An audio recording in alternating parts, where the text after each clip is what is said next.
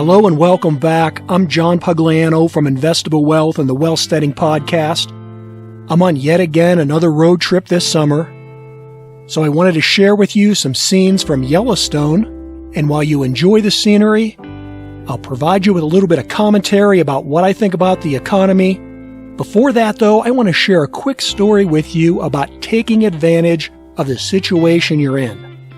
And I'm a big proponent of taking advantage of the situation because it's a whole lot easier to play the hand that you've been dealt than it is to try and predict the future. So let me tell you a story about my son. He recently just sold a car for $2,000 more than he paid for it. This car is 14 months old. He bought it new. It has all the normal wear and tear that you'd expect a car to have with 14 months of use and over 18,000 miles. That includes a cracked windshield. And yet, because of the high demand for used cars, he was actually able to flip this car and sell it to a dealer for $2,000 more than he bought it for 14 months ago. And that makes a lot of sense in his case because, number one, he's had a little bit of buyer's remorse with the car. He ended up really not liking it as much as he thought he would. His career situation has changed, and he now lives just a couple miles from where he works. So he has such an easy commute that he's thinking about simply just bicycling or, scootering to work. He doesn't need the big expensive car. That means not paying for the gas or the car insurance. And he also thinks in the next, 10 or 12 months or so, the supply chain issues that have been driving the high cost of new and used cars will likely start to moderate. And at that time, he'll reassess and buy a new vehicle if he needs one. In the meantime, he's using the money from the sale of that car to take advantage of all the negativity in the stock market and to buy the dip in some of these excellent, good quality stocks that have been severely beaten down. I tell you this story because my son is a wealth steader.